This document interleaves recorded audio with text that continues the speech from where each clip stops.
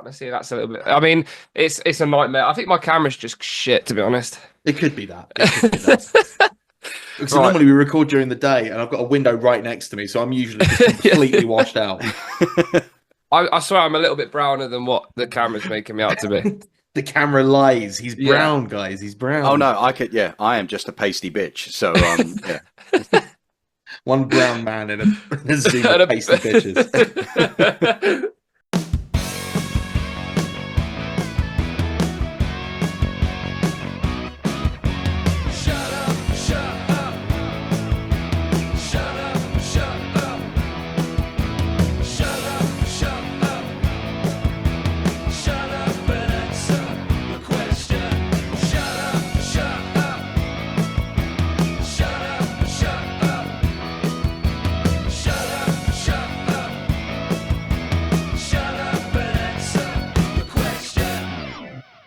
Hello and welcome to Shut Up and Answer the Question. I am Sean Antony. I'm Ethan Lawrence. And this is the podcast where you ask us one question and we take one bloody long time to answer it. How are you doing, my friend? I'm good. Yeah, You did that's the not intro the in a question, different Bob. order. You did the intro in a different order. That was I weird. know. I know. Remember the one that you without a paddle. I know. Remember when you did the podcast where? Yeah, I do remember that. I just wasn't expecting that you to one flip threw the me script. entirely, and I thought I'd try and do the same. And it wasn't the fact that I completely forgot the order of doing things. The worst thing was that I, on autopilot, said, "And I'm Ethan Lawrence," even though I knew the intro wasn't at that bit yet. There we go. And it worked. The sheer panic that you put me in. I think that's what it is, listeners at home, is that we're recording in the evening, which is a thing that we have not done before. Yes. And Normally we've we not even record in the cracked an morning. evening drink out yet. Yes, of course. This is Shut Up and Answer the Question After Dark. Yep, definitely. With a nice fresh glass of squash. Quite so. And a beer. I know you've got a beer. I'm Oh, calling yes, you out. yes. We're on a Zoom, and that can only mean one thing. That means we have a guest for your ear holes. We do have a guest, and as is customary, we are going to make him sit there while I read out an A6 pages worth of intro. As always, based on what I was able to piece together. So here we go. Hope you're ready for this, lads. It's a boy, by the way, we have on. Anyway. Joining us on Shut Up and Answer the Question today is a rising star in the world of sports journalism, a lifelong Exeter City fan. This man could not be more Grecian if you dressed him in a toga and sent him to fight the Persians. He's a regular on BBC Radio Devon and on TalkSport, and Perceptive listeners may also recognise him as the co-host of You Don't Know What You're Doing, alongside Shut Up and Answer the Question alum Alfie Indra. We're sort of collecting them like Pokemon cards. That's the way we're going. Having just secured a degree in sports business and sports broadcasting from the University of Manchester, he sits before us with a pocket full of dreams, and we're getting in on the ground floor of this future Exeter City chairman by way of two old men asking him a question. Please welcome to the podcast, Jon Beer. Wow. I feel like that deserves a clap. First try as well. You nailed all of that off the top. That was unbelievable. I am a professional. Well, yeah, apparently so. I spent nearly 7 minutes writing that. Well, it took you nearly as long to get it out as it did to write it. It's 6 great, though. minutes of that was coming up with he couldn't be more Grecian if you dressed him in a toga and sent him to fight the Persians. I am so proud of that line. I did think that would took a little bit of thought, but to get that out in 7 minutes is quite good, really. I think. Well, what can I say? I mean, he's very kind, isn't he? He's come on and immediately showering me with compliments. You can't get any lovely. more. You can't get any kinder than that intro. I think you've oversold me a little bit, but yeah, it's good to be. I'm excited. Never I'm really knowingly excited. oversold. Never knowingly oversold. Now, I don't want to start the podcast in a contentious way, but I am gonna do that. Absolutely. Sean, I hope you don't mind. I'm gonna date this episode. Yeah, well, one of them has to be done, weren't they? Okay, so when I reached out to Jon and suggested we do the podcast today on Tuesday, the 22nd of April, Oh, that dated. Okay. I thought Yeah. you meant like roughly the week. Oh no, no, and I'm not going out with it either. No, I'm going specific, and the reason for that is because John said, and I think with a more than a sousson of attitude, said to me, "Oh yeah, I'm free to record on Earth Day," and then promised to educate us on what Earth Day is. So, John, the floor is yours.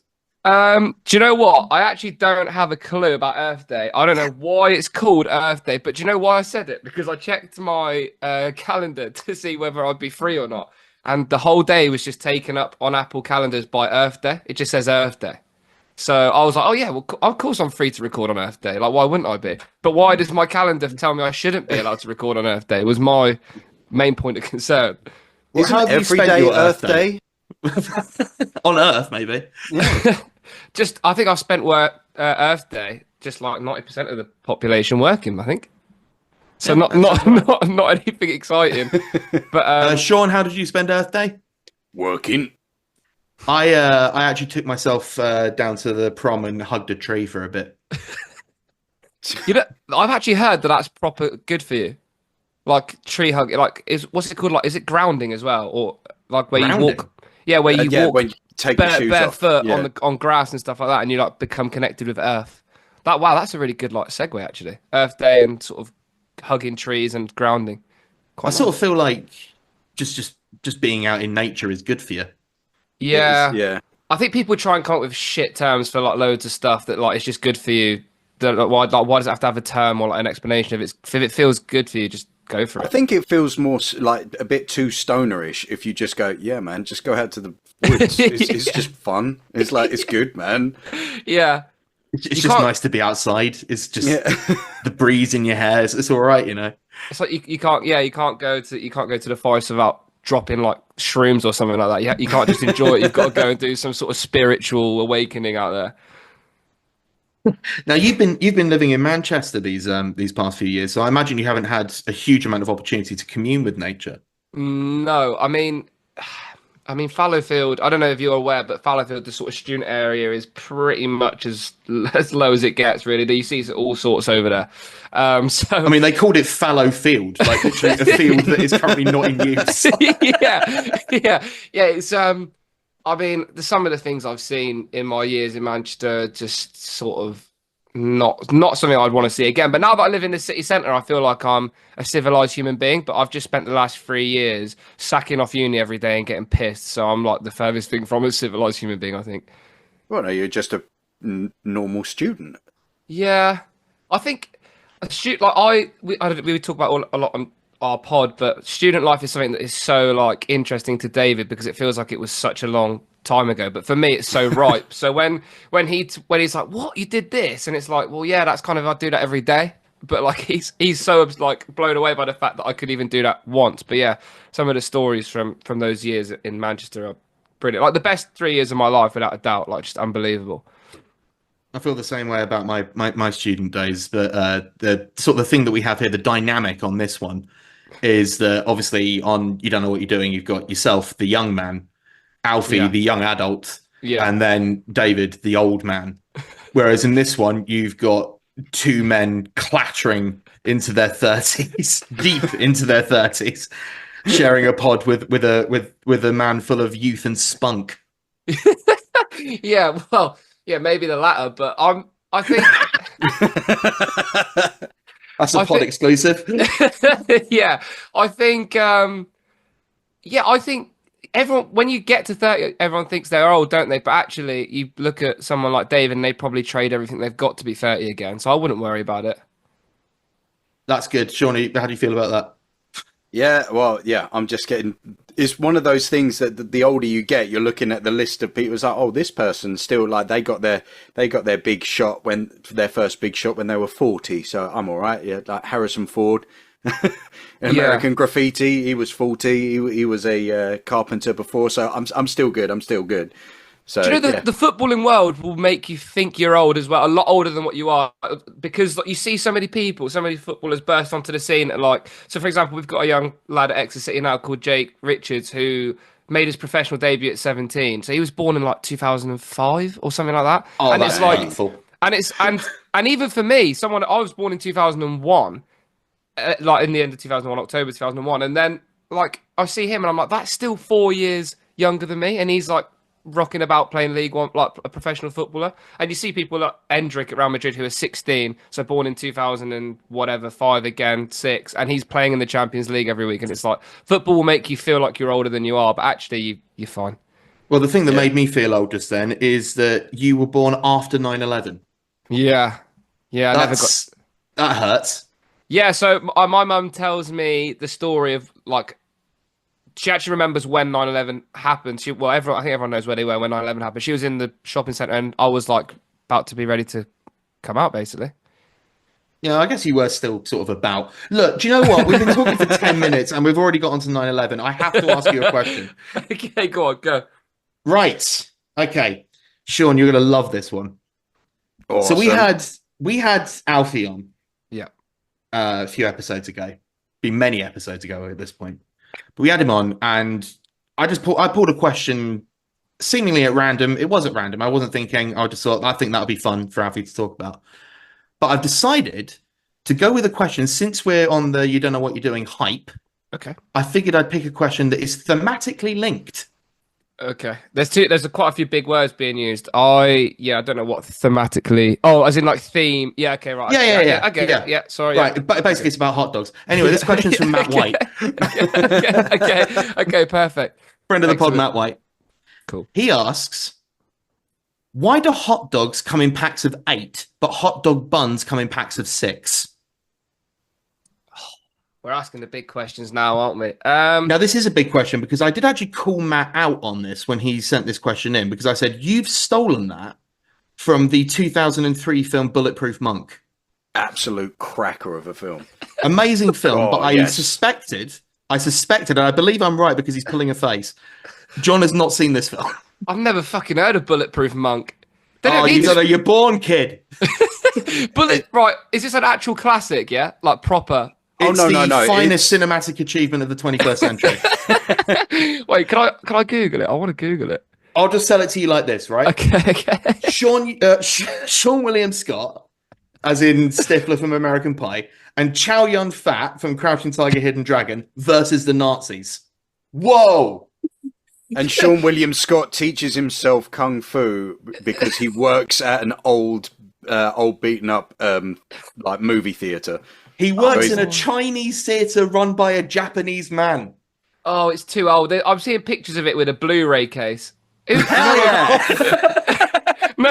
No one's watched a Blu-ray in about 10 years.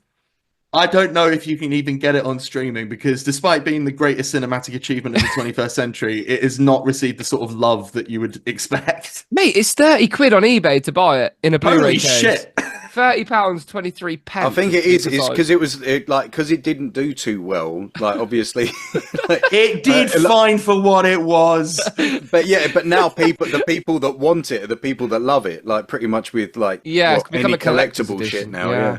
It looks a bit like it's giving Matrix vibes.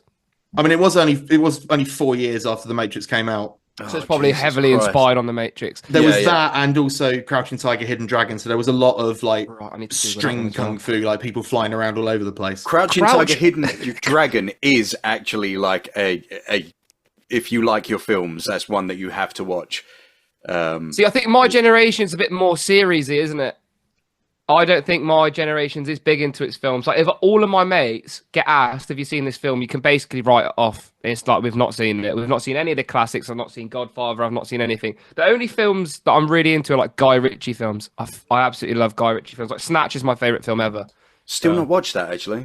You know what? It's good, Sean. It's the only film I've ever seen. It's really good. It is a brilliant film. I've got a whole list of films that my friends and I have just sort of put together. It's called my slap list. They're like, I love films, and they're just films that I haven't seen, and so I deserve a slap as a self-proclaimed film lover. And there was like Rocky, Aliens, and all of. Well, actually, it was Snatch. I've watched Lock, Stock. Lock, Stock's a brilliant film. Yeah, Love the other Very one? early Snatch, role for Lock, Rob Stock, and- Brydon. That one. National Treasure, Rob Brydon. Rob Brydon's in it. Yeah, he plays I think he's like a taxi driver or something. Oh, really? Last time I watched it was ages ago. But yeah, my dad like properly got me into those like Guy Ritchie films. But do you guys use Letterboxd? That might sound like a ridiculous statement, but do you have Letterboxd as an app? I don't use it, but I know what it is. Me and my mates have a field day on there. We'll watch a film, like a shit film, like the Lego Movie, and then we'll try and give it the most like really professional review. Hey, the Lego Movie was all right. Well, no, as in like it's not a film that you would be seen to like write a proper serious review about, but we'll like properly like write a. Oh, so you're doing incisive film criticism? On the Lego about Movie. films that don't really need like trying to peel back the underlying meaning of the Lego Movie, which is probably isn't one. So for those those who listening, and definitely not me, who don't know what Letterbox is, anyone? Oh, right, it's like a social media but film reviews. Oh man, that sounds awesome. So you can follow your friends on there, and then they can put their like top picks on there, and then when they watch a film, they can select that they've watched it, and then they leave like a 5-star review, and then you can write like wording and say, would you recommend it to your friends? And then you can see all the films that your friends are watching in their like spare time. That's awesome. One of the things I've seen is that people make, I think you can make like curated lists of films, and people do this thing where they like put like 3 films that are like weirdly connected in some way. I think I saw one the other day. I can't remember all 3 of the films, but it was something along the lines of the category was, it turns out God is real and that's not a good thing. And it was like 2 of the Indiana Jones films, like something else. Dogma, yeah. But which is actually free to watch on YouTube because really. Because of the whole thing of what who owns it and like Miramax and all that, it can't be now put onto streaming because technically Miramax own it, but Kevin Smith has the rights to it or something. So it was all clashing. So someone just uploaded it, and because there's all this happening, nobody's actually claimed it. So you can just watch it in 4K on YouTube. Yeah, and I think that's why he's doing like a Taylor's version of like Dogma. I think it's 25 years this year, so he's going to re-release it, I think. Do you know what me and my mates did for 3 years of uni? Well, we tried to. It didn't last very long. Right? It was mainly in the last year. But what we would do is we'd watch a film, and the next film had to have an actor from the previous film in it. Oh, that's genius! Yeah, so we would do that, cool. but we got into some crap films. But yeah, I mean that happens. Do you guys know the 6 Degrees of Separation game, or the Kevin Bacon game, as it's sometimes known? Yes, I'm not familiar. So basically, how it works is you name an actor, say, and then based on what they've been in, you have to go in as fewer steps as possible to get to the actor Kevin Bacon. Okay. And then it gives you a Bacon number. And I haven't checked it in a while. Now, normally we don't check things on the pod. Okay. But I am genuinely going to check because I think my Bacon number is actually quite good. Oh, it's like an actual stat. Yeah, because like it's basically as fewer films as possible to get to Kevin Bacon. That is unbelievable. But yeah. It's kind of like a similar game in the footballing world. It's like you can pretty much connect any footballer with James Milner. Like James Milner would have played with someone that's played with everybody because he's like just been around for so long, so many years, and played for like so many different teams and good players. So yeah, that's quite fun. I've got a Bacon number of 2. What? So is the lower the better? Yeah. So like 1 would be you've worked with Kevin Bacon. That's unbelievable. I've got 2. So all thanks to Magic Mike's Last Dance. A film that I owe many things for, but specifically him, that film, and Matt Bomer, who was in 8 with Kevin Bacon. So there you go. Bacon number of 2. Way. How about that? I've got a Bacon number of 0, technically. As in, Kevin Bacon's your dad? No, as in, I've been in no films, so I'm 0 films away. The next film I'm in. Oh, no, I'm not. No, I've not got the point of the game there, really. Yeah, well, now that you've been on the pod, you could technically say that both of you now have a Bacon number of 3. Yeah, 3. By association with me. Yeah. Hey, there we go. Unless David Earl has worked with Kevin Bacon, but we can't prove that. No, we can't. We can get Kevin Bacon on the pod, and then we'd all have a Bacon number of 1. Yes. Oh my god! Right. Okay. I'm just going to make a quick note to get in contact with Kevin Bacon's people and see if we can't make this happen. I mean, he does the EE adverts. He's a Vale, you know. Yeah, he's been in those for years, hasn't he? No, really long time, and I bet he's made a fair packet and all. Yeah. He's like he's like to EE like Matt Berry is to Absolute Radio. Although recently, I think they've changed his voice, but it will always be to me Matt Berry doing the Absolute Radio stuff. Whoever does the voice of that fucking meerkat. Yeah. Oh And yes, yeah. the go compare fella, he's got a bit of stick in he, and I bet he's got to earn a few quid. Yeah, although I imagine he's doing quite well because again he was doing that Go Compare adverts for I want to say like 15 years or something. Yeah. Do you think I think he's properly attributed to like why Go Compare is actually quite big because the talking point was I'm just going to mute the telly. I remember as a kid or when I was younger, my dad muting the telly and being like, I'm not listening to this twat again. Yeah, but like there was it was like on all the time as well, wasn't it? It was literally every other advert. You couldn't escape it. It's like that was from the era when like adverts were trying to sort of generate their own memes. Yeah, I think they that were all started. This is actually before you were born, John. This all started with the Budweiser adverts. Oh, Bud. That gave us what's that? Oh right, that? Yeah, okay. That was the Budweiser adverts, and then they did an advert.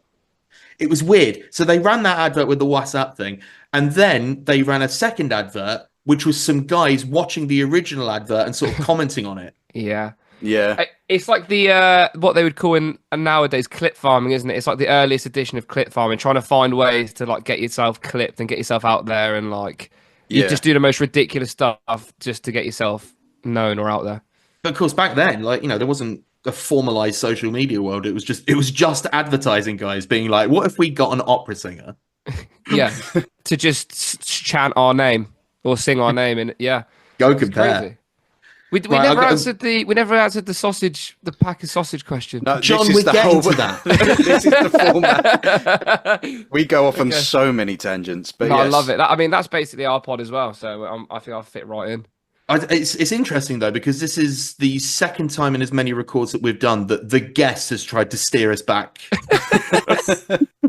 We've gotten too much even for the guest. Although that was like 20 minutes nearly before you even address it. Be fair. 10 minutes of that was us. We hadn't even asked the question yet.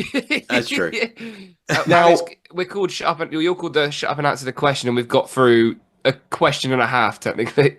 Well, sort of. Now, again, we have an interesting quandary here. For the first time on the pod, because this question is from a movie, and at the end of it, they do answer it. We actually do have a correct answer for this. Do they? Oh, yeah. I've pulled the quote up as well. Now, what I want to check, this is now a test. This is a competition now. Okay. I want to see if John can get to the same conclusion as Sean William Scott in Bulletproof Monk with regards to why do hot dogs come in packs of 8 while hot dog buns come in packages of just 6. If he does, and this is a shut up and answer the question promise, I will send him £5. Okay, so I think this is going to be highly unlikely. Hence why I'm willing to put actual money on. Okay. Well, my initial thought was some fella's going to want 2 sausages in one bun, isn't he? That's a great start. Greed, human greed. Yeah, I always thought it was just down to like, well, when you're buying them, you probably want to buy in bulk anyway, so it would even out at some point. But then I think the smallest would be 8 times 6. So yeah, 48. I asked this question to Alfie, and I would feel remiss if I didn't ask John as well. What's your relationship with hot dogs? Probably bottom of the barbecue barrel for me. Oh yeah, yeah, not a sausage man. Not in the food sense. No, I think. What does that mean?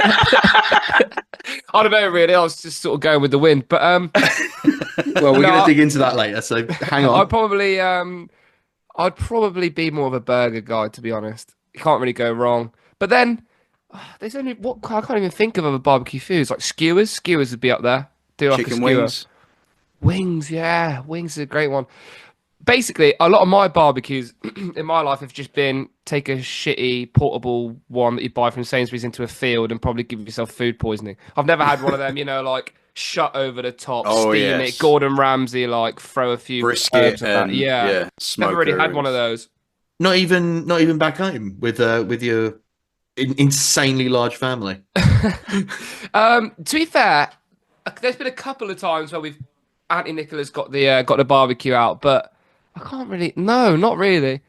My family's quite boring in that sense, I think. No, but I'd say hot dogs probably bottom for me. And you always see them sold at the football, and I just think it's the messiest food to eat at the footy.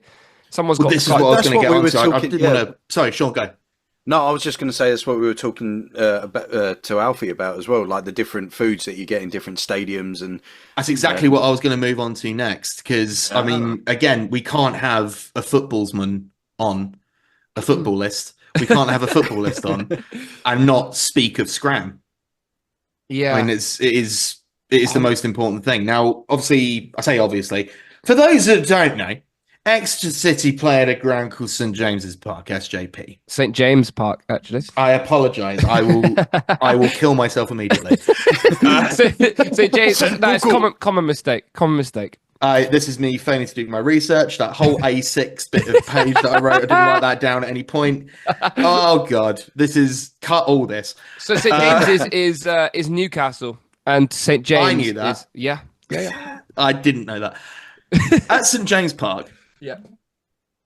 Scran, what's going on? What's available at the club? Right, so I get so much stick on social media and on the pod for this, right? Because as you might be aware, Ethan, I go in the boardroom a lot. So my Scran experience at Exeter City is completely different to a lot of people.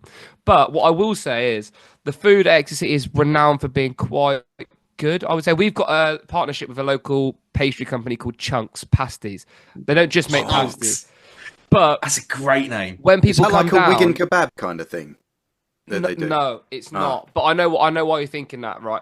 But they make these unbelievable pasties, pastries, like anything you can think of, right? And they go in and they sell like hotcakes. Like every week, pretty much, we will be out of these Chunks pasties. Amazing. And they are like the bread and butter. So if anyone ever goes down to Exeter City to watch the football for any reason, or if you're just in the area, get yourself to Chunks. I sound like I work for them, and use my discount code. But like, type in Jon Beer at checkout. yeah, for 20% off. But yeah, no. So yeah, that is sort of like our kind of thing right now, and we do get a lot of praise for it. But yeah, I don't really eat them because I'm often in the boardroom and we get a nice little warm meal, which sounds a bit stuck up, but. I mean, this is so funny because when we had Alfie on, he was complaining about how he never got in the boardroom. Oh no! Yeah. So, well, actually, this is an exclusive here. He actually had a place in the boardroom for our away game at Cambridge, and he was too ill to go. Apparently, my God. He can sit there and moan about, the club doesn't want me to be in the boardroom, but he actually got an invite. So, I love that we're facilitating inter-pod drama. We'll have Alfie backing. So what have you got to say about that? Let's get back. There have been some allegations, Alfie. Well, you'll never guess who's in the waiting room. If he come on right now, I'd grill him about that because he likes to play up this. The club don't care about me, which, in all fairness, they probably don't. They probably don't care about a lot of people, to be quite frank. But yeah, to say I've never had a boardroom space is a lie. And he's quite well thought of at the club, actually, because we did the kit launch together in the summer. So, yeah. So throughout your footballing life, there's I assume there's been travelling to away games. I mean, I know obviously you're tucked right down there in the corner of England. Yeah, so I did 3 years, but sort of like probably the most formative years of your life. So probably not the best way to spend them. But like from 14 to 16, I didn't miss a game, home or away. 3 years, I went to every single game. Yeah, every pre-season friendly. We actually a couple of years before that, we went to Brazil actually to watch Exeter City play on tour. So yeah, we did. Brazil, wow. Yeah. Well, so this is going to bore you, but fun bit of trivia: Exeter City were the first team to ever play Brazil, the national team Brazil, when we were on tour in South America in 1914, I believe it was, because I went for the 100. Yeah, we went for the 100-year anniversary in 2014. So yeah, we went on tour in South America. We were in Argentina, and a representative from Brazil was like, "Look, would you come and play an 11 that we'll put together of the best players in Brazil?" And we were like, "All right." And then basically went and played them, and that team, not so long after, became the Brazilian national team. So yeah. On the eve of war as well. Like 1914. Yeah, I think that it was just before the war. Yeah. everything's kicking off in Europe. Yeah, and And then there's yeah, our proud Grecians down there in South America. a 3-week boat, I think it was. It took them, to get down Oh, there. fucking hell. I didn't even think about it being a boat. Yeah. Yeah. I watched we had a just before we went to Brazil, there was a play about the history of it all, and it was brilliant. And yeah, they sort of made a big deal about the 3-week boat. Amazing. I wouldn't have Oh, gone. we've had a great time, guys. How's it been right back home? Shit. Yeah, We've spent all all the got time. scurvy. Yeah, we spent all the time on this shitty boat. We had to row for most of it. It sucked. And this is like the era of like, this is not glamorous football. They're playing with like shit balls.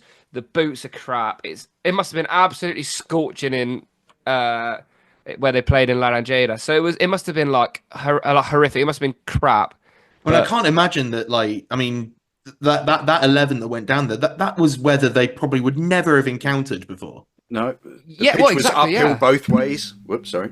Oh, that's hit your mic. Very professional, John. Yep. Well, to be fair, David mutes his mic at least twice an episode. So I mean, that's it. You can't get any worse than that, or unplugs it, which is quite impressive, seeing as they're clipped in.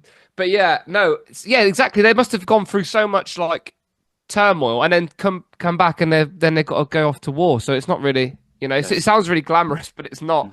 What was the score? Do you know? I actually don't, but we could probably pull it up. But no, I don't. No, we don't check anything. Oh, we don't check anything. No, I don't if know anyone wants to off the top of my find head. out, they can Google that later. go And also, if we're do wrong, so. don't correct us. Yeah. This is I very don't important. want to talk too much on the score or like intricate details because it's a really like treasured bit of history for Exeter City fans. So you get one thing wrong and everyone's on you like a pack of hyenas. So I heard they wrote a play about it. yeah, well, exactly. The play was brilliant, so good we watched it twice. So Was that The play of two halves. Hey, there we are. was that so a local Exeter Theatre, or was it Yeah, sort it of was like a big deal?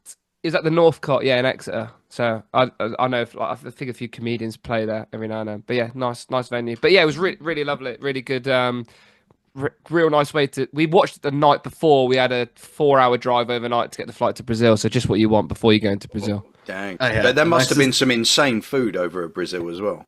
Oh, honestly, it was my dad and brother got so violently ill. It was a joke, right?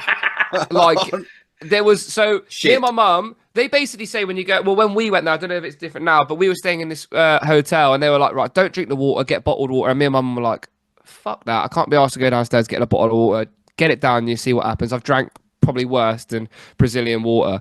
And then my dad and brother were the opposite. They're really strict, like, don't drink the water, don't eat this, don't eat that. And they were the ones take alternate turns, having the runs and throwing up one after another in the bathroom.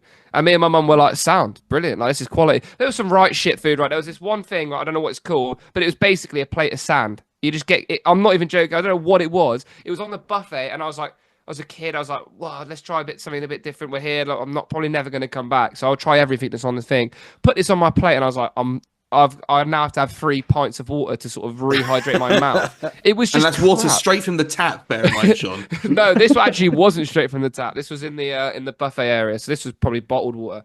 But yeah, there was loads of crap on the buffet, but just probably it's probably quite insulting to say. But yeah, I think I just ended up having like mini sausages and shit like that you get on holiday. I mean, I sort of feel if they had mini sausages, they weren't exactly bringing their cuisine A game. Well, that's what I mean. I was looking around and I was like, okay, eggs, all the traditional crap you get on a buffet, and then I went, oh, sand on this plate. I'll try. I'll have to try that. It must be a local thing. Honestly, it was horrendous. But I think I'm trying to peter down what made my dad and brother ill. But I think it was like a coconut or something off the street that they'd had. They're quite risky, but mate, these people hoon out coconuts, mate. They chop them with like machetes and then just throw them out to people. I'm like, what? It's insane. Just But yeah. slinging coconuts all over the place. Yeah, literally slinging about like it's nobody's business. I've never been to Brazil. I might go. Yeah, I want to yes. try the sand. Yeah, we stayed on. I think actually, right. I think someone got hit by a bus right outside our hotel. There was all sorts. There was Fucking like, hell. mate, it was Jesus. insane. But basically, we stayed up right on Copacabana Beach in this hotel, and I would go down, and must have only been like 13 at this point, so like not really old enough to roam the streets of Brazil on your own, right? But I would walk down, I'd go down in the lift on my own, go out, play on the beach with these like local Brazilian kids, play football with them, and then my parents would keep an eye on me from the balcony of the hotel. and then I would just play football with them all day and then come back. It was the best experience ever. It was so good. They were unreal at playing on the sand as well. Sort of like a universal language, I guess. Yeah, well, yeah, you don't have to. So basically, they on the beach in Copacabana, they have goals and little pitches set up anyway. So Cool. you could have these little mini five-a-side games, and they've got like volleyball nets as well, and they all like kick it to each other. It's really cool.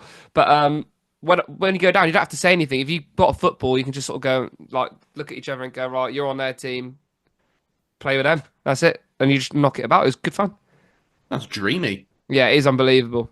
Sean, we need to organise a shut up and answer the question overseas trip to Brazil. I'm up for that. Honestly, we're going to try the sand and report back. Even as like that at that age, I remember like thinking I'm so lucky to be here because so many people never get to see this culture and how amazing it is. And there's obviously like parts of Brazil that need help and support and stuff like that, and they got very much neglected during the World Cup in particular, which is the year we went actually.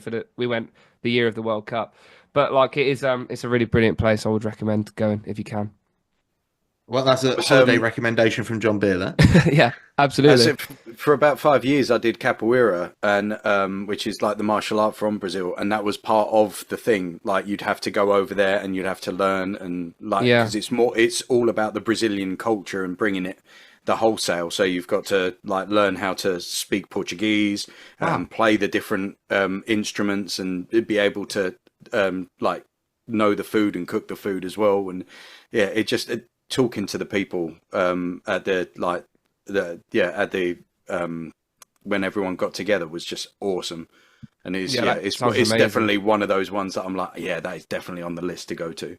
Yeah, you've got to do. Honestly, like, yeah, I don't want to bang on about it too much, but like the best holiday I'll probably ever go on, because also I feel like, especially since I've been doing a lot more like lads holidays, like in quotation marks, like you really appreciate the times you get to go on holiday with your family because it's like so much more like valuable. It's so cool. So yeah, that's why it'll probably be my favourite holiday. Zante with 12 lads where you get no sleep and you probably ruined your kidneys for the rest of your life is pretty shit.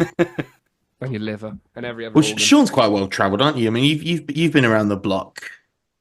Favourite place? What's your favourite place, Sean?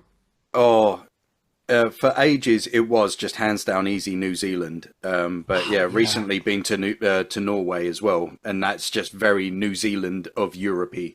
But yeah, it's just amazing. And it makes you really sort of appreciate how local we are in the UK. Yeah. Because everyone is like, oh, yeah, I'm just popping out. It's going to be about a 4-hour round trip. And they're like, okay, yeah, see you in a bit. And then here we're just like, oh, yeah, it's an hour's drive. It's just too far, man. Yeah. Sometimes I feel an overwhelming sense of rage that I have to drive to your house to record the podcast, John. And you live 7 minutes away from me. Yeah. I mean, as someone that comes from the West Country and has done a lot of traveling for football, like I see an hour journey now and I'm like licking my lips. That's so good. That's mint. Like by the time you're in the car, you're there. Like that's what it feels like. Yeah. But when I have to drive home now from Manchester, I think I can't be. I'd rather not go home. I can't be bothered. It's like it'll take me like 6 hours on average because you're gonna like whatever time of the day you leave, you're gonna have someone who can't drive, so they've like had an accident and they're like in the side of a bush and there's traffic backed up and you've got all these different things that in 4-hour drive there's something is going to go wrong. Someone is going to be. You've got to go past like Stonehenge as well. Is it the A220? A303. A303. So I don't actually go on the A303. Awful. I would avoid the A303 like the plague unless my maps is telling me like it's going to save me more than half an hour. I'm not going on the A303. It's a dual carriageway, isn't it? It's like if you get stuck behind something, you've had it. You're done. Oh. Yeah, you've had it. Right, you've had it. So I'd rather, and also, it's probably that's not too much detail. Fuck it, we're here. I'm someone who struggles or like suffers severely from like IBS. So like if I'm not within like 10, 15 minutes of a toilet at any given moment, we could be in trouble. And the A303 has got a service station every 400 miles, it feels like. So on the M5 or M6, you've probably got one every 20 miles or so. So you're all right. So I like to play it safe and go down that route. Yeah, I think you've made the correct decision, I think. I mean, the last thing you want to do is pull up at Stonehenge and be like, now, this is going to sound weird. Yeah. Can I? Or even at Salisbury. Yeah. Well, exactly. Well, this is the thing. And also, the beautiful thing about the M5 is, and I think it's probably plays into this sort of like underdeveloped southern part of the country, but there's no speed cameras. There isn't a speed camera on the M5. Oh, really? Other than the first bit after Birmingham. So like, I don't want to incriminate myself, but I'm definitely doing the speed limit and a little bit more. Dude, yeah. Especially if your body's telling you like, we got to go now. Not just in that go. Instance. Actually, yeah. Well, yeah, let's not go. It's a good excuse if you get pulled over. It's like, do you know how fast you were going? Officer, I need a shit. yeah. I don't know if I'd get away with it for that, but basically the only thing just let her rip. Yeah, well, no, that's not an option. Officer, you have caused this. I have poo in my pants and it is your fault. Maintaining eye contact. It's like that scene from Dumb and Dumber where they pass the bottles of the piss out to him to drink. But yeah, no, it's a lovely stretch of road, the M5. Get down, get home. And the only thing you can get really pulled over by is the sort of like routine traffic stop people, like the people that hide in the corner. But now people report it on Waze, so you can just know when to slow down. Yeah. Oh, yeah. It's mint. You don't ever have to worry about a speed limit. It's even on Google Maps as well. It's like people have reported. It's like, is he still there? You go, yes. It's like, sweet. Thanks. Yeah, he is. Letting everyone. It's like that's my good deed for the day when I'm driving home. If it's like, is he still there? Yeah, he's fucking still there. You guys slow it down behind me. Yeah, I'm saving you. So yeah, that's my good deed when I drive home. I just want to draw attention to the fact that one of the reasons why I love this podcast so much is that the sentence, the beautiful thing about the M5 is, can come up. Yeah, I don't think anyone's described the M5 as beautiful, but it's true. It's true that you go anywhere now. I can't drive 5 minutes in Manchester without getting hit by a red traffic light or a bus lane light or just fuck off, let me drive. I just want to drive somewhere without having to worry over my shoulder if I've done something wrong. I mean, if you've gone for a red light, you'll probably know you've done something wrong pretty quick. But oh yeah, is it easier to like just walk by foot most of the time when you're in the city centre? Yeah, so I live right in the city centre. So I live right by, not to give my address away, but right by the Arndale in the city centre. So yeah, I would walk everywhere pretty much. And it is kind of a bit redundant having my car. My car's actually parked outside the prison every day of the year, so it'd be the first car used to get as a getaway car. They're probably looking every day going, yeah, it's still there, so we could probably still use it if we get out today. A little Nissan Micra will be away. Well, actually, I don't drive a Nissan Micra. I took a guess. I took a punt, all right? Yeah, it's a pretty safe guess for a first Have a go car. at me. I had a punt. Yeah, well, it felt like a dig, actually, a Nissan Micra. There's nothing wrong with a Nissan Micra for the younger gentleman because your car insurance is through the roof. We all know that. Yeah. Oh, yeah, it's a joke. Yeah. So I thought it would be a nice little runaround for a young man on the up. And now I'm going, oh, look, don't insult me by saying a Nissan Micra. It's a decent car, John. Yeah, but if I drove a Nissan Micra... too good for a Nissan Micra, are you? Well, not too good, but if I drove a Nissan Micra, I wouldn't hear the end of it from my mates. They go, I'm not getting in that. I'd rather walk. So that's what you got, Beamer. No, I drive a Hyundai, actually. Hey, it's reliable. It's reliable. Oh, don't say that. I'm going to break down next time. Touch wood, it's reliable. Yeah, I don't know why I played He won't be seen in a Nissan, but a Hyundai. Yeah, I drive a lovely Hyundai i40 Saloon. Lovely little car. It's actually massive. Oh. It's too big for me. I can't park it. So it's an absolute nightmare. I probably should have a Micra actually. You do one of those videos where you just sort of. I probably am caught on a camera somewhere trying a 365-point turn into a really normally sized parking spot. Oh dear. We got hot dogs. I was just about to say the same. So I'm guessing I got that wrong then. It wasn't because someone might want to in a bun. That's not what Sean William Scott said. Okay. What was the answer, if you don't mind me asking? We're not even close to the end. Oh, okay. Oh, that's the end of the pod. That's when I'll find that out. Yeah. Oh, okay, that's fine. Yeah. Sorry, we only do one question per ep. We only do one question per ep because this is what happens. Okay, because we go on. We spend 40 minutes. We talk about Brazil. We talk about a Nissan Micra. We talk about how beautiful the M5 is. Yeah, we went from an actual beautiful country to the shittest motorway probably known to man on the M5. Oh, don't. Me and Sean did. We went to do a podcast recently. Shout out to Cheap Show. We were on Cheap Show, and that meant a trip around the M25. Oh, is that the one outside London? Yeah. Yeah, that's Yeah. the orbital around London. That is the one that currently has a blanket 50-mile-an-hour speed limit because they are quote unquote testing it. You're just It's- better off walking, ain't you? Fuck that. 50 miles an hour. It's crap. Let's is actually imagine crap. that show if we turned up at Cheap Shot and walked all the way. Probably would have been there before others as well. The worst thing about a motorway or anything like that is when you get to like you're going 70 or whatever you might be going, whatever people feel comfortable with. I think we should just go whatever speed you feel comfortable with, but you know that's Autobahn style. Yeah. Well, yeah, exactly. Just set the speed limit at whatever your car can take, and then make your way down from there at what you feel comfortable at. Because people just drive at what they feel comfortable at anyway. Like no one on the M5, there's no one going 70 miles an hour. No one. Everyone is going at least 75, putting it in on whatever you call it, autopilot mode, or where you don't have to put your foot Cruising, on yeah. cruise control. That's it. I don't do anything other than brake really. I just fly down. Unless you see that one person doing 35 in the middle lane. Yeah.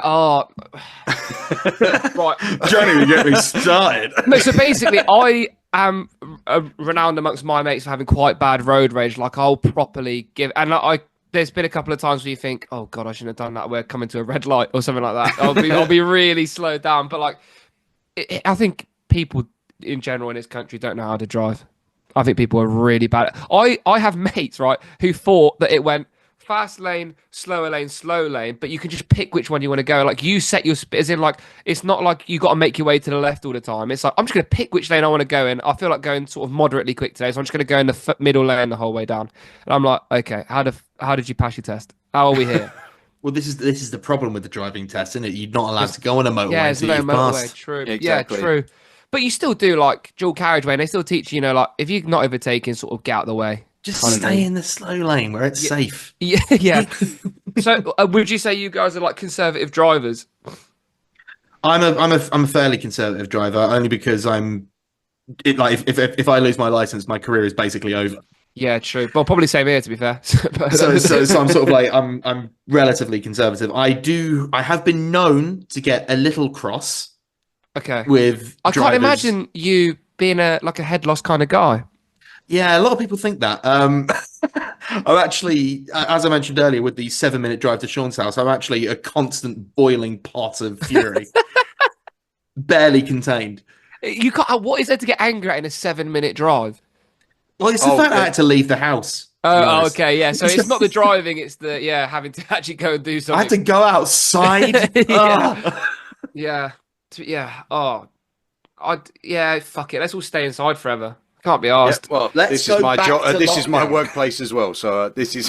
But this that is where I spend becoming 95% of my time. So. That is becoming the norm, isn't it? People are like, my dad only leaves the house for football. That's it. He works from home and then goes to watch Exeter City.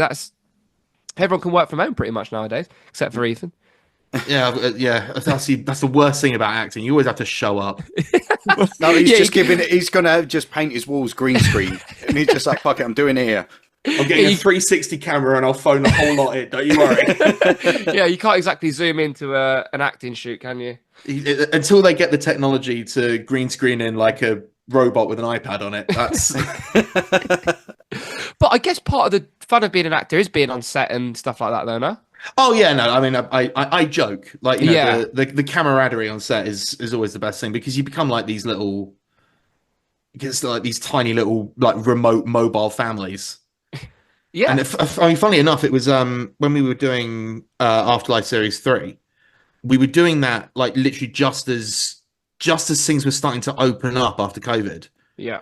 And it's a distinct memory of mine because it was so joyful and weird and odd because like we started the shoot, like we were in the hotel and we had to stay in our hotel rooms and then we go out, we shoot for the day and then go back into the hotel room, can't leave. There was none of that. But then as the shoot progressed, we got to the bit where, if you remember this, deep in the depths of COVID, when you were allowed to be in groups of 6 outside a pub. Oh, yeah. But like having been like trapped in the hotel rooms for as long as we had been, like we were sat there like, spaced apart, although even though we'd been on set all day, so it was kind of fine. Yeah. But we were there at these tables being like, oh, All giddy, yeah. look at us. and then Steve Spears got really drunk. I probably shouldn't tell that story. Do you know what the best part about COVID was actually the eat out to help out? We know we're talking about food. Do you remember that? That was so good. We went to a restaurant in Exeter called Hubbox. I don't know if it's like a chain or if it's just one in Exeter. I think it's a chain. But we basically figured out what the discount code was, and that you could stack it. So all of our meal cost 1 penny. Wow. Jesus. My mate literally the code to have eat out to help out was something like autumn 25, something really generic. So my mate just went, let me see if autumn 24's one, and he just made his way back, and he managed to get like 90% off this meal, and it basically cost nothing. And then we were like, well, we could do that, but the whole point is to come and help them because they're running low on money. So we actually just cleared it and then paid the full amount. But yeah, we could have paid like So glad you did that bit at the end, because we just found out that Jon Beer defrauded the taxpayer. Yeah, no, we paid it in full in the end, but we were like, we could just get. It was literally, it said 1p. You could just stack the same one over and over again. Bloody so hell. They didn't really think that through. But that feels like a real basic error. Yeah, well, exactly. Really shouldn't have got through. I can't imagine we were the first, like 6 pretty half dim-witted lads that just put the same code in after 6 pints. And I'm sure more intelligent people could have worked that out. That's where all the money went. It was really like during lockdown and that as well, like the football games. That was just it felt really ominous because it was so empty, and just watching them play just to an empty stadium. Just it had some sort of apocalyptic kind of feel to it. I was really fortunate during COVID that I actually got to see a lot of games because I worked on the radio a lot, so they needed to broadcast more than ever really in that period. And it was this in the Football League. I'm not sure if you guys are aware. There was this like instead of Sky showing the games, they used to show the one-off games. Now they show a lot more. At that period, it was a broadcasting company that the Football League had set themselves called iFollow, and they just used local radio commentary. So like even more important that they had local radio there because everyone was using iFollow. So this would have been BBC Radio Devon. Yeah, BBC Radio Devon. So I was traveling to all these different games and watching the games, and you could hear everything the footballers were saying. Like every time someone would swear, you'd have to you'd hear a footballer swear because you'd have a pitch side mic to get like atmosphere and things like that. But now all you can hear is it's quite stupid, really. You should just taken the pitch side mic out because now all we can hear is 22 fully grown men telling each other to fuck off because they can't kick this round ball to one another. You know what I mean? But like you have to go, I'm sorry if you heard any of the language there. But it was really ominous. Like I'm sat 20 yards away from my co-commentator. So normally you got this like really close bond with the person that you're with. You like basically you can't move. Once you're in your seat on a match day in League 1 and 2, you can't get out because most of the time you're in amongst fans. So unless they go or you go or there's no leg room, it's horrendous. Like the setup at some of these teams is horrendous. You're in with the fans. So there's nothing stopping someone turning around from the seat in front of you and going end broadcast basically on these ISDN kits or like pulling your headset off or whatever. It's normally and as a man who suffers from IBS, I'm sure you were. Oh, honestly, I'm not. No, this is actually on a serious level. I can't. If I know I'm working for BBC Radio Devon, and I'm lucky enough now to have done a lot of the teams in League 1 and 2 on the radio, or quite a few. So if I'm doing one and I know that I'm going to be blocked in somewhere for, it's the game's an hour and a half. You've got half time to fill as well, and you do an hour before and after a lot of the time. So you're there for like. Not doing the maths, but like nearly 4.5 hours, right? It's a long old broadcast. And you can't go to the toilet really. You got like a little grace period after the game where they cut back to the studio, so you've got like 5 minutes to go and do whatever you need to do. But like you are trapped in a place where you can't go to the toilet. It's actually so I don't eat or drink on a match day. I won't eat or drink anything. I'll get up, I'll just go, and I'll eat after because I'm worried about you never know how your body's going to react to certain foods. So yeah, it's quite a hot dog, maybe. Yeah, a hot dog would be horrific for my IBS. It's got bread and red meat, which are two like really big triggers for me. This is not even close to the same, but I did commentary for a professional wrestling show the other week. Yeah.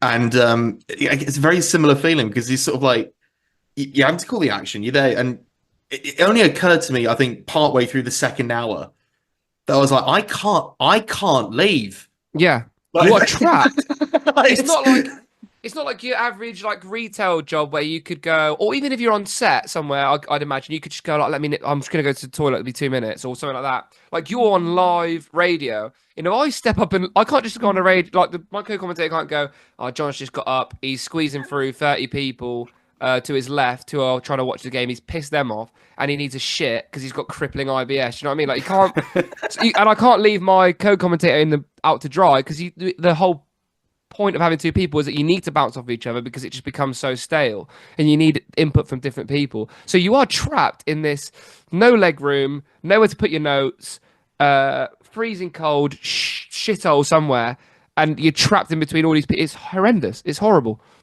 I don't actually know why I put myself through it. Go on, John. Sorry, I was just going to say, because you've both done commentating, is there a point that you let yourself flow, but then you can just let yourself just experience and enjoy it, and then kind of let the excitement just flow through into the microphone? Or is there all times you have to sort of be on point, if that even makes sense? Like, yeah, just like let the excitement get to you for the performance of the commentating, if that makes sense? Yeah, like being sort of like flow state kind of thing. Yeah. I can't speak for Ethan, but I can't remember a time where I've done a commentary and been conscious of what is going on. It's not. It's all becomes a blur. After, like I couldn't ever tell you what I've said, who I've spoke about, who I've slagged off, who I haven't. I just say what feels right in the moment. I think that's why I've had the opportunities I've had, because I think a lot of people will get into that position and be like, oh, can I say this? Can I say that? Can't I say this? Obviously, within reason, you're not going to swear or like completely rip into somebody. But like just being honest, and because especially if people are watching the game as well, you can't bullshit. You just cannot, because people will go, well, he's chatting shit. He's like, and sometimes you can be honest and people will not agree with you. Like I get told I towed a party line at Exeter City all the time. I love the manager, right? And a lot of fans, or some fans, don't like him. I think it's a loud Gary minority. in. Exactly, Gary in. I was actually going to post a picture on Twitter, but I was advised against it. I basically got pissed on holiday skiing, and I stood up on stage, and on my phone I just had a massive writing Gary in, and I was going to post that when we stayed up, but I probably shouldn't. It's just winding people up for the sake of it. But yeah, I find that you can't lie, especially when people are watching on the telly, because people see right through you. So like I'm just in flow state. I say whatever I see, say it how it is, and if people don't like it, then swivel on it. See, I've got the opposite thing, because when I'm commentating on pro wrestling, obviously it's instead of it being sort of like I'm calling like action that's as it's happening, what I'm doing is contributing to the storytelling. Yeah. So like, and also I'm playing a character throughout. Mm-hmm. So like, my job on this particular commentary team in the wrestling company that I'm with, CXW, I am what they call a heel, a villain. Like my job is to go out to the crowd, rile them up, call them all idiots, insult the local sports team, that sort of stuff. Yeah, that's so good. And so on commentary, my job is, I'm there to call the action, but I'm also there playing the role of Hollywood Lawrence, being like a proper dickhead, like, cheering for the villains and booing the faces and being like, so I've got more scope. But then also you do have to pay attention to what's going on, because the show that I commentated for was so CXW have like a little academy called CPW, where they're training recruits that will then eventually become the pro wrestlers of tomorrow. And this was like a showcase for them. And I was very conscious, because it streams on IWTV, it's called. And so I was very conscious that for people watching that stream, this is the first time they will ever have seen these wrestlers. Mm-hmm. Because a lot of them, it was their first matches like ever. And so my responsibility there was less, because obviously with football, like, there's probably a broad understanding that most people have a basic idea of what's going on and who everyone is. Yeah. Yeah. Absolutely. Whereas with this, I'm like, okay, well, here's a guy coming out. He's wearing a mask. He's jumping off the turnbuckle. No one knows who the fuck he is. And I've got to be like, I'll tell you who that is. That's El Oxido. That's who that is. And, that's the thing. They've all got ridiculously extravagant names, haven't they? So like, this guy's probably called like, Barry Scott, but he's coming out as El Oxido and wearing a mask, and you got to sell him, and he's doing backflips left, right, and centre. Yeah, we've got El Oxido. I mean, we had I really want Barry Scott in a wrestling match now. Yeah, let's get Barry Scott. Bang, bang, and my opponent is gone. Right, we're nearing the top of the hour, so I really, really, really need to drag you back to the question now, John. Okay, let's drag us back. Drag us back. Let's get This there. might be the most scatterbrained we've been. Yeah, I can't actually remember what the question. What is it? The hot Right, let me dog one? repeat. Yeah, the hot dog one. Yeah. It's from Matt White, a friend of the pod, Matt White, who cribbed from Bulletproof Monk, the 2003 not Oscar-nominated movie, Which is a rip-off of Crouching Tiger, Hidden Dragon, right? starring the same guy and also starring the same guy. Stifler from American Pie. Okay, cool. And they fight the Nazis. And why do hot dogs come in packs of 8 when hot dog puns come in packages of just 6? I honestly, I haven't got a clue. It's philosophy, isn't it? Okay. Is it? We're getting deep into it now. Okay, right. We're in philosophical mode now. Okay. Yeah, I can get on board with we're this. done talking about El Oxido. Okay, yeah, he's done with his backflips. He's taken the mask off. He's back to Barry Scott. We're here with philosophy. Why is it? Oh, you want the answer? There is no answer. Oh, I'm asking you. Okay, right. Okay, I get you. Why do? What? It's a great question. I feel like I need to come up. Thank you, Matt.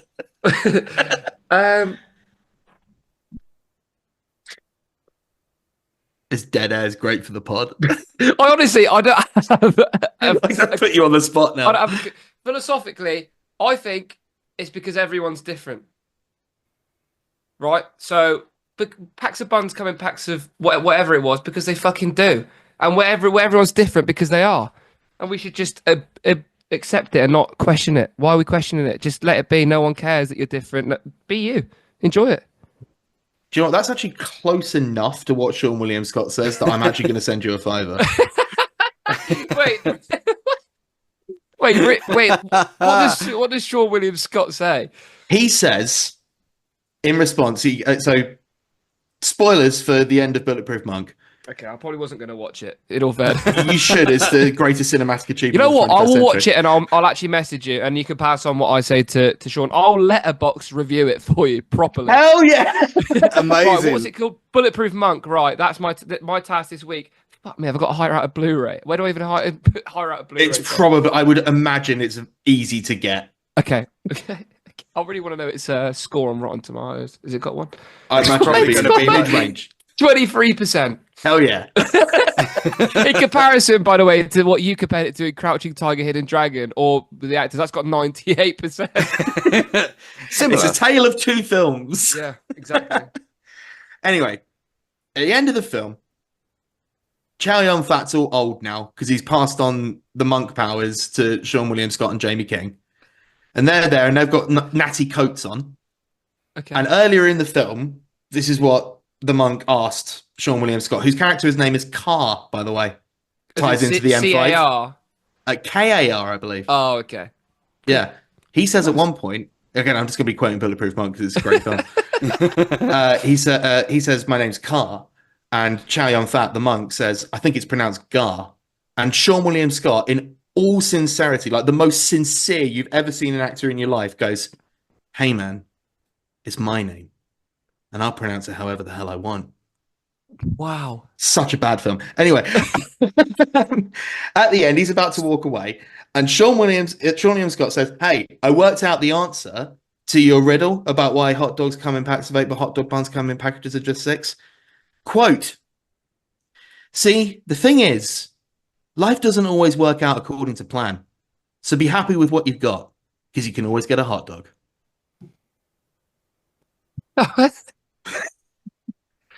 That is so unbelievably shit.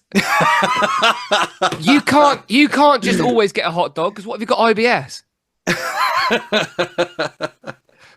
Yeah, Sean William Scott, answer that. He hasn't thought about those IBS victims, Well, he goes has for he? that couple of hours. It's going to be your life's going to be a whole lot worse. So when you then come back to it, you'll be like, okay, I could always have a hot dog.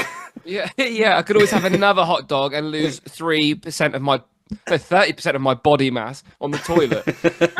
No, I like the sentiment. I'm actually really big on I love a quote. Although I always get them wrong, I actually do love a quote, and that's quite nice. What's your favourite quote? And you can get it wrong if you want. Deliberately, if you wish. See, now when you put me on the spot, I actually can't think of one. But I used to have one written on my uni like wall, and I used to see it every day, and I can't tell you what it is for the life of me. But it was like a motivational thing, like a yeah, I fucking can't get at remember it. I can't remember. I actually can't remember it. I can't even remember what it starts with. So that shows how important it is to me. Was it a cat hanging off a branch, and underneath it, it's written "Hang in there"? No, but I can't think of a quote. What's my favorite quote? Oh fuck no! It's just everyone should just be kinder to themselves. That's mine. That's the one that's been going through me recently. I used to call those it was like the Australian Bible. It was just like 3 words. It said 4 words, don't be a coconut, but with less letters. Yeah. I really there's like a really nice like picture of basically I used to be my lock screen, right? And it's always about it's a picture of Jesus, and he's got a teddy, and this girl's holding a teddy bear, right? I don't know why I had it as my lock screen, but I just did, right? This little girl's holding a teddy bear, and he's like give it to me.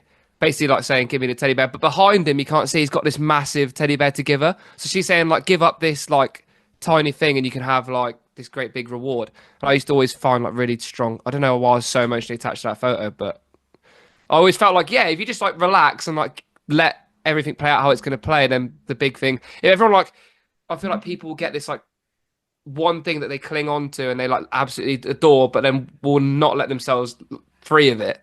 And then as a result, you're like stopping further opportunities or bigger opportunities that may come around the corner. So that's why I've always tried to like not just do football. I know this is really stripping it back to some basic stuff, but like not just do football commentary, but like go to cricket, other sports, try all these different platforms, live, like TV.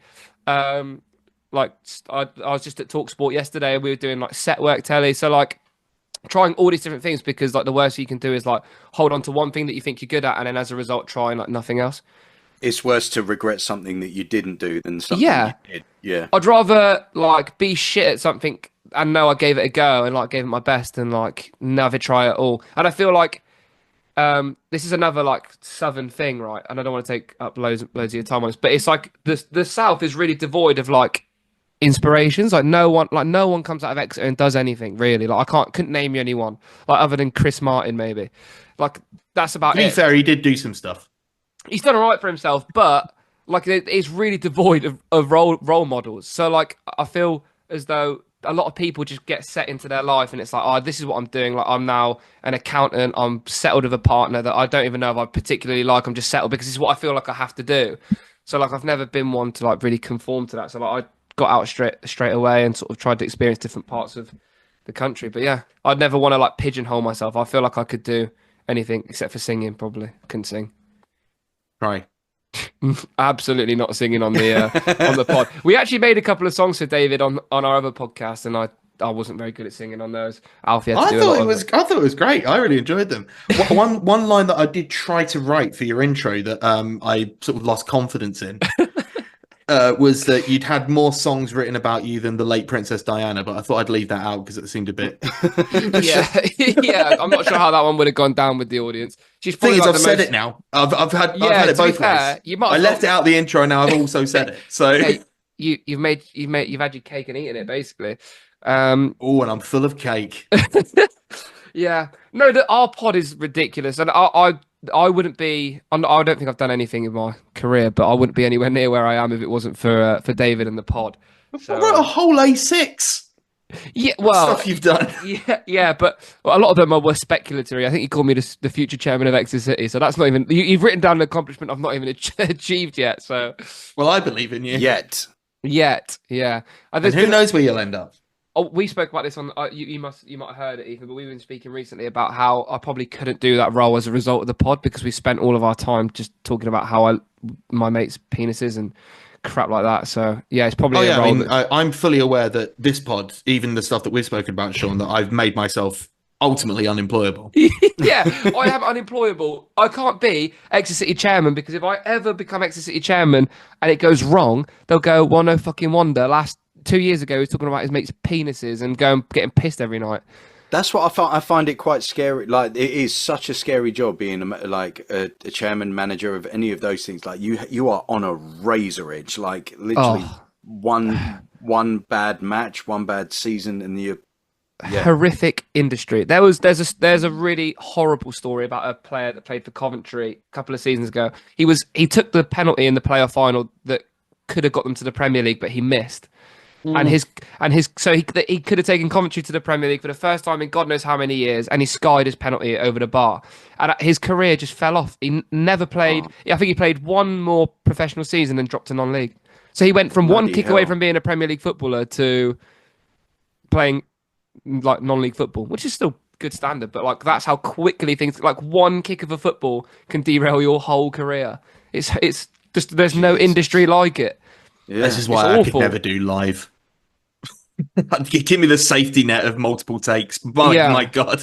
The pressure of it, like sports and football in particular, and like you said, you hit the nail on the head, Sean. It's like it's a horrible industry to be in. My brother's a director at Exeter City, and like the hate and abuse, and there is no. And by the way, a lot of these people do it, like especially Exeter City, do it for free. So they'll go work for free, try and give their best expertise they possibly have to a football club, and get slandered and criticised on social media, despite all the efforts of people. It's a horrendous industry, which I in my more later years of my life, I have definitely thought like, is this something I really want to, an industry I really want to be like commit to, because it's like, it is bad and it just gets worse. Like the more well known you get, the worse it gets. So yeah, it's definitely something to think about. If I'd known how difficult being an actor was going to be day to day, I probably wouldn't have done it. Yeah. I do want to share an anecdote that came up because we were talking about live. Okay. And I want to share it just because I think it's fun. I think people will enjoy it. It's when I was doing live children's television for the first time. I'd been bombed up to Glasgow to film Saturday Mashup, as it's known. This is one of those like youth magazine programs where they get people on, and there's cartoons and there's all wacky games and everything like that. And at the end of it, someone gets slimed. Quite violently. That is a classic children's TV thing, by the way. It's such a great trope. If it's all going wrong, slime someone and you've won back the audience. Absolutely. And in this case, we had a very, I think, unfair situation going on, because it was me and my co-performer Jess Ransom up against just one solitary person. Okay. And so obviously they're going to want the pair to be slimed, right? It was rigged from the beginning. Yeah, you'd rather, if you could slime two, why slime one when you can slime two? Do you know what I mean? Exactly. So we knew it was going to happen. We could see it coming a mile off.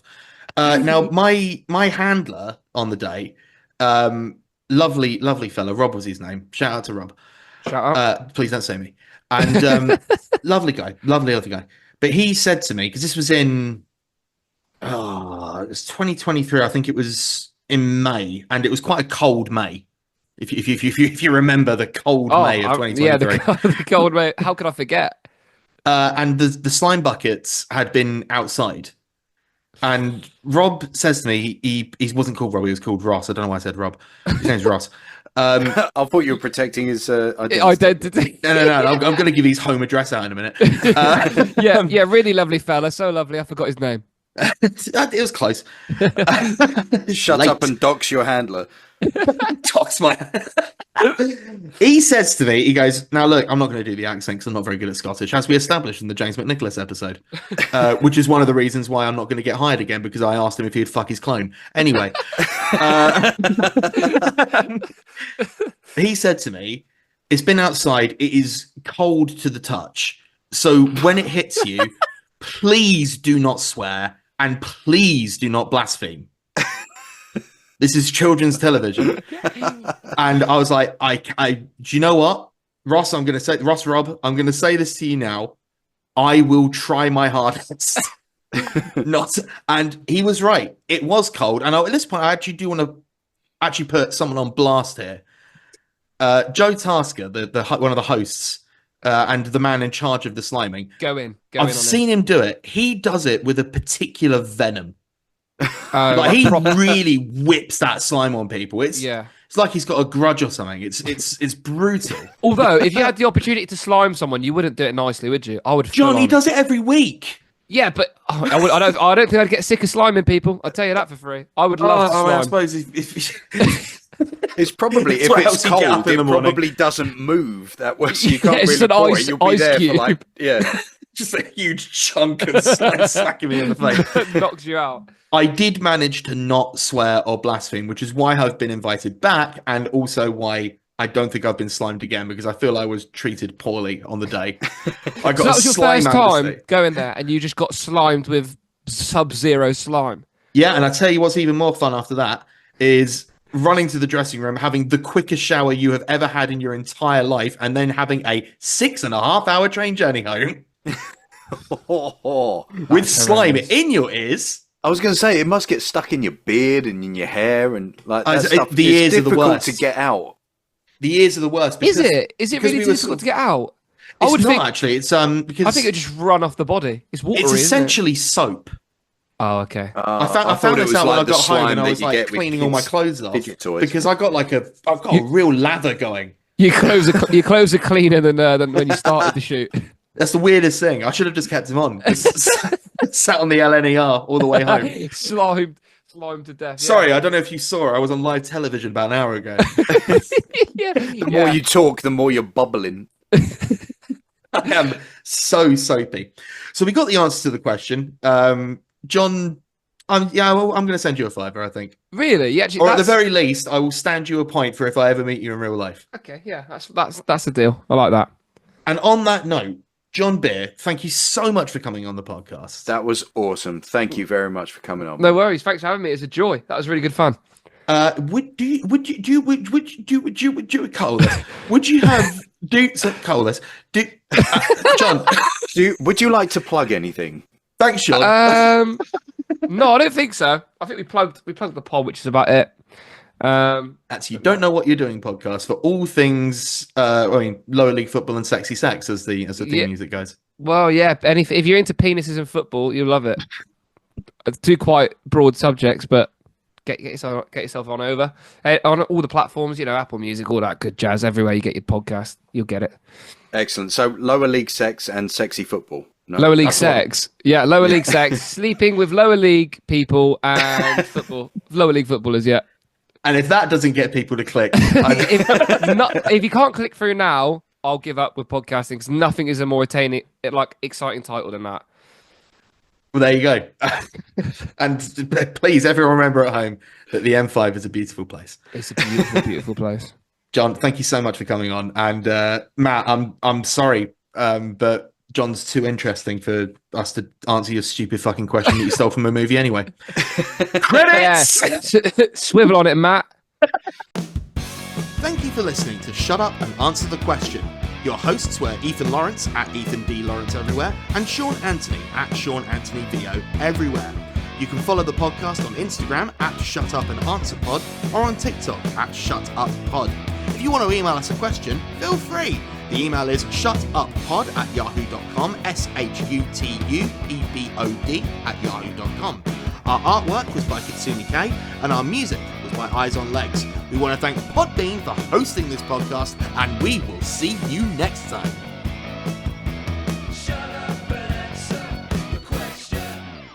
When I announced that the pod was starting, John was straight in my DMs being like, "Oh, can I be on as a guest?" And I was like, basically, my logic was we've spoken to each other for probably over a year now, and I've never actually spoke to you in this isn't person, but it's as close as you're going to get. So I thought it's a good opportunity to see you live. I don't know why I'm making this so complicated.